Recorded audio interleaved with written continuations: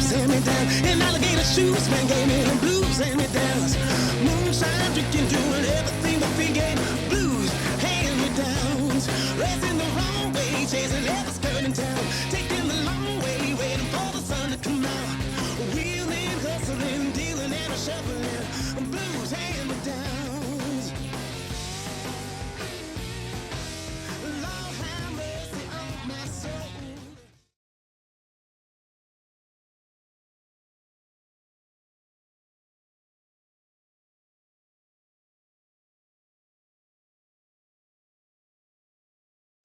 I'm Ty.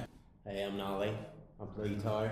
And I'm George. Hey, George. From Liverpool Hope Radio, 1350 AM and medium wave.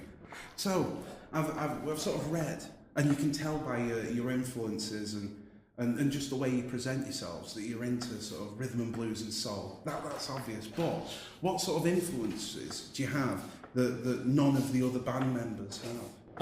Well, them. I guess they're not influenced by themselves. I'm influenced by them. So that's the difference. But maybe besides that stupid answer, my real answer would be, I can Tina Turner. Early Tina Turner stuff is my favorite of anything in the world. Etta James, and probably, a lot of early militant kind of poetry and isms of that time period. I just like when people were revolting. So I like periods in time that have to do with people not conforming. And so I think that's kind of why some of our music is a little badass. It's Not All Right With Me then. What's that about? That's obviously about some kind of revolutionary statement. Yeah, Not All Right By Me. And it's the real sense would be with, but in the south of America, you would say, not all right by me. No. It's not all right by me. And it just has to do with, more so than a specific political statement, it has to do with the encouragement for people to be more political. And not necessarily in a textbook kind of way, but just in a way that has to do with speaking your mind, having a choice about it, and kind of getting a megaphone and being loud about it. And just, if too many people sit around, they don't say anything, but then they want to complain to their friends about how bad the world is. So the word not all right by me doesn't have to do with anything about there's no issue on a ballot that it's referring to. It has to do, it's not all right by us that people don't speak. Yeah, a bit like Frank Zappa in the 80s when he did that whole you've got to register to vote and speak your mind. Exactly. Yeah. Well, it's weird because, people that vote do the least amount of complaining, really. It's people that don't vote that are the ones you hear yabbing their mouths off all the time. We've always got a problem in England that no one votes. We've got very little turnout for voting and everyone complains. We have more people vote on American Idol finals than vote in our president. Yeah. That's crazy. Yeah, it's mad. So, let's see. More people. Posse's here. I told him he looks a little shifty, so we need to bring him. It's the velvet collar. They always look like a used car salesman. So, what outside of music? What do you do for fun? What sort of? Do you like cars? Partying. We're kind of lucky. Lucky because music is our. it's everything. It's what fully excites me and fuels me. So we get to do that for everything, and so then what we do when we're not doing that is probably party and get into trouble. Yeah.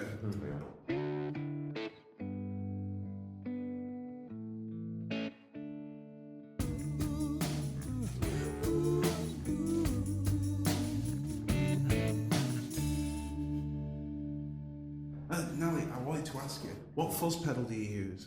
I really want to know. The secret. Because I can see you've got two. It's not a Blues DeVille. It's the smaller junior combos. Blues Juniors. I got a friend now actually in London who made some really cool tweets that we brought on here. Called Lazy J's. Really cool. Yeah. But it definitely had that early, late 50s kind of tweed sound. Definitely. You've got a vibe, guitar-wise, the sound, I would say. I mean, I thought, even though you're sort of a mix, if you don't mind me saying, you're sort of a mix between, I would say, Angus Young in certain riffs that you're doing, and then Steve the Colonel Cropper. I thought you've got a little aspect of. Thank you. I'm really happy. I was thinking because sometimes you've got like a I definitely grew up on some rock music, so you know, I'm fed on a lot of that, so that's good. A lot of blues guys, Albert King, Freddie King. Yeah. Thought there might be a little tube screamer in there. Yeah. I have a lot of them at home. Yeah. They had to stay home for this trip. Yeah. The fuzz is an analog man fuzz. Yeah. Yeah, it's like a sun fade. Yeah. Secret's out. Yeah. Finally, I've got it. I can steal it for myself. They're hard to get though now. Yeah. I think he stopped making them. They're quite cool. Yeah. I got that on all the time. Yeah, I'm into vintage gear. I've got a 1964 Rickenbacker 365 guitar and stuff like that. Nice. So on our show on Tuesdays, we always have a boozy Tuesday where we all bring in a booze of our choice. No, we don't have loads of it. Don't worry. And Airplane size. Yeah, tiny bottles. And like I was having, what's it called now? Is it called Pala Tequila? The coffee tequila. Oh yeah, with the caffeine in it, that stuff is intense. That's great. So You we guys have have that? Both of them are big tequila drinkers. What's it called? it begins with P. It's either Pala. It's the stuff that if you just buy the tequila, it's like 130 quid. But if you buy the tequila with the coffee, it's 30. So it's alright. And it's 6%. For the same size? Yeah, for the same size. What a rip-off for tequila then. Yeah. Wow. That's great. So yeah, the Boozy Tuesday. So what kind of booze? I know you're into tequila. What sort of booze do you like? Tequila. Tequila. Is that sort of? Yeah. You don't get much of it in Manchester. Or Or in the UK. Luckily, we have a rider that says we don't play unless there's tequila. So, that's good. so we have it. We'll travel. But there's a reason for tequila too. You know, tequila is the only alcohol that is not a depressant; it's an actual stimulant. So it's a very unique alcohol. I never knew that. Yeah, alcohol is a depressant. But there's one alcohol that isn't. It's tequila. Yeah. I remember that. I did. I've recently drank so much that I've been off. I was going to do the interview yesterday, but I've been off because I drank so much I got the gout. So I've been What off. does that mean? Dude, I love that you just said that. That's awesome. It's where if you drink, they used to call it the drink the kings got, because if you drink so much, it creates acid in your body, and this uric acid crystallizes in your joints, and it can stop you walking. So I You did it. You made it, bro. Yeah. So I did. I drank myself into nearly losing a leg. Well, not losing it, but In one evening, or I think. Well, I was pretty much. We put it together over 3. Yeah, it was elongated. But I was out for 2 weeks. It was a nightmare. So find your booze of choice. We always play a song as well, sort of like a drink, like Bobby Full of 4, wine. So we're gonna get tequila. We're gonna get that. You're gonna get that one. I wonder. I have to think of which version. I'll think of which one. So The most soulful one you can find. yeah, I'll have to find the soul tequila. But so how did you get together with your manager, Doc McGee? How did you? Because I've heard of it a little bit, but I don't know a lot about it. But how did you guys meet him? I've never met him. I'm not saying that. Oh yeah, I've known him. Yeah, I know how I met him, but how did you guys meet him? Well, we play a lot of places in LA. We kind of set up this thing where out of nowhere we ended up with 4 residencies. One at Harvell's in Santa Monica, which is a legendary blues bar. Another one at the Edison downtown, which is this great place of Vermont, and then the 4th place is this place called the Tar Pit Lounge, and it's this cotton club, kind of real Harlem 1930s Art Deco spot. And we didn't know it when we started playing there, but it's just full of industry people that kind of go for a low-key, kind of subtle night of entertainment. And so we were there one night, we started playing, and this guy named Leslie Greif, who's a great friend of Doc McGee's, was there. And Leslie is kind of entertainment royalty himself. And then so he brought us in to his office, and then he told Doc about us. Doc heard the CD, and then we became managed by Doc McGee. A bit like the Doors. It's crazy how it happened. It's even better than that too, because we sat in that meeting, and one of the first things we said to him is we want to go to England first. Yeah. And we'd met with a couple smaller managers beforehand, and they were like, well, you start here in town, get yourself known. We're like, we're already known here in town. We want to go to London. And as soon as Doc heard us say that, of course he said he was thinking it too, because you got to. Yeah. So he said he was thinking it too, and then he brought us over here. We got to release our record here first. Well, we will release our record here first. Well, I was going to ask you about that. I heard in another interview that you've already got your second record in the bag, that it's already recorded. We got about a 1.5 in the bag somewhere. We Yeah. got probably a second record and a half of another record. Yeah. So I was wondering if you were going to release a double album then, or We tried to. We were going to be that cocky, but we got talked down off of our ladder. So you're not going to do a clash. We wanted to. We wanted to Yeah, so we badly. We wanted to wanted so to. badly. God damn it! You're making me feel bad about Gatefold giving. sleeve. No, you're making me feel bad about giving in. No. But no, we're gonna release our first record. But the first record that most people have is called the Bomb Shelter Sessions, and it's got 10 songs on it. But we were gonna put 2 more songs that are on that record and add a third. So it's gonna be a 13-song album, and it's gonna be called the Bomb Shelter Sessions Deluxe, and that's gonna be the major release that we're about to do. Right. When do you know when that's going to be out? Yeah, July 25th or July 7th, 25th. somewhere around there. Whatever that Tuesday is. Yeah. Oh, I look forward to having that then. Well, us too. It's because it's great now because some people will have like a collector's edition, the people that got it early, but it's a little confusing because people have a record and they keep asking us when's the record coming out, so you kind of don't know what to say sometimes. Yeah. There's I've sort of looked at your YouTube videos and they're great. I felt like I knew you before coming to see you after. Oh my God! sort Which of- one? The 50 performances. Oh, the performances.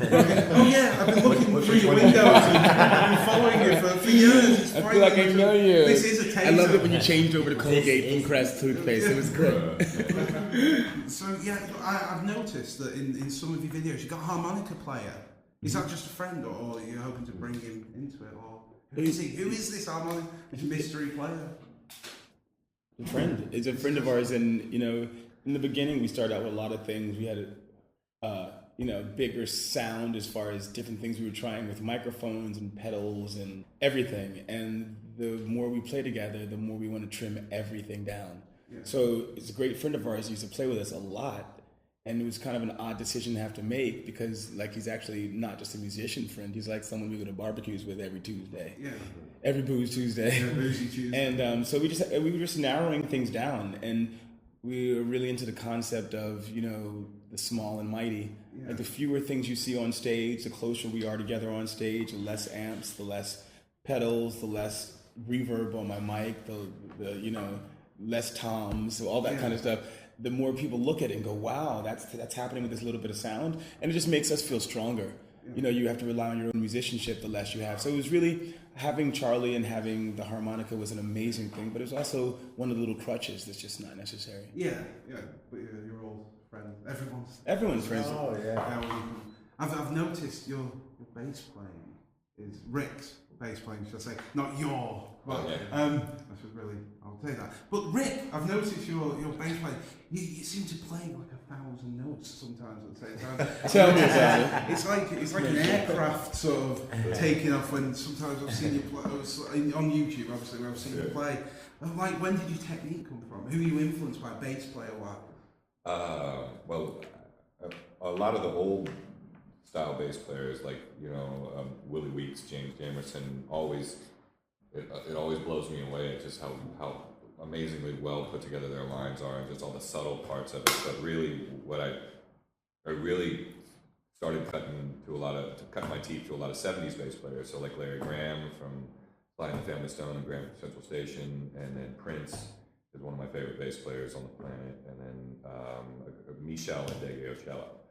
That's kind of the she's every 5 seconds the baddest bass line you ever heard is coming off of her fingertip. So it's like if I can be 1% of as cool as they are, or with the lines, then I got something going, because they're the king.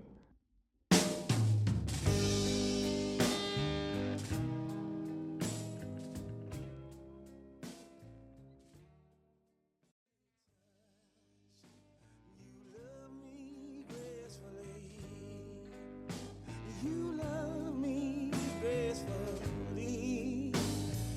Love me gracefully.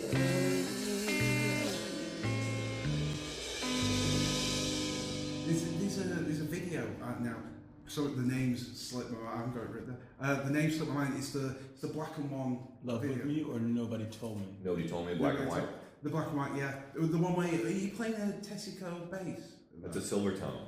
But you're, There's nobody told me. yeah, no one told me video. Look I at just you, wondered- you're observant. That's I just awesome. wondered. Such a great face, right? It looks amazing. It's a 60s silver tone, yeah, short scale. Yeah, it's really cool.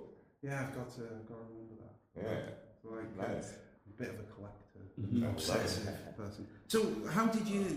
When did you? Who created? Should I say the Vintage Trouble logo? I've noticed it, and you've got sort of for sale pendants and money clips and stuff. Who created the logo for you? So you're a bit of a graphic artist yourself. Yeah, I love that stuff. I like the shape. It reminds me of the vibe you get from it, the Ramones sort of logo. Oh, nice. The way that you can fit it on stuff. You know? Yeah. I ended up getting hundreds of old like English crests and stuff and looking at all that. Kind of into that royalty is fine. Yeah, I thought it's our United Kingdom. Yeah. Yeah. So how's the tour? I should do the generic thing that everyone says. Right. So how's the tour going so far, guys? Amazing. Yeah, is it good? Have you were you in Manchester yesterday, or were you driving up? No, we're there now. I know. I mean, you know. I'll edit this part out. Because I just wondered if you had a chance to look around Manchester. No, I don't. I just got in here like 2 hours ago. Yeah. Yeah. Should be good. You should go to the Castle Hotel. That's a good. That's the old train station. No. What's that one called? That used to be the train station. The Piccadilly. Yeah, that's where I stayed when I was here last time. Ah, right. Yeah, it's I like Manchester. It's a nice pub. It's a nice place. What's the pub you were talking about? I was talking about the castle. It's in the northern. The northern quarter is like the artistic hub of Manchester, and you get some good places. A good jazz club called. I think you're going to say cocaine. You get some good. Yeah. I mean art. Yeah. If you need drugs, just call me.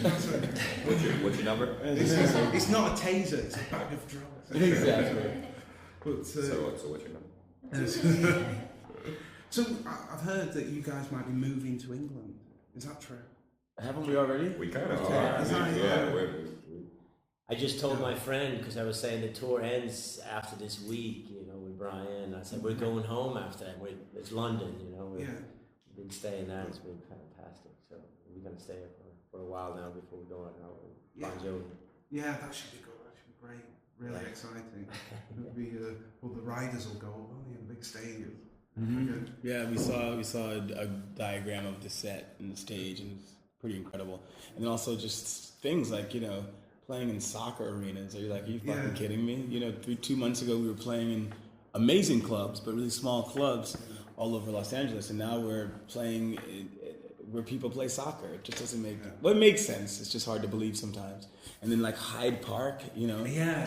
I mean, that's kind of like being Simon and Garfunkel playing Central Park. I can't even believe it. He's getting the vibe of the.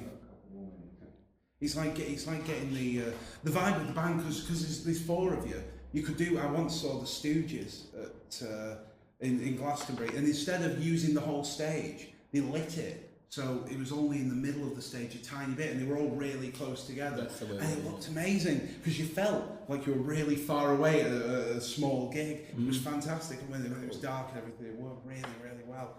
So maybe you could do that. He just left. Yeah, so that's our thing already. So yeah. I thought that's tonight. We just set up like that. Yeah, it's an intense. Put a light on it and let us play. Concentrated thing. Yeah. Fires out.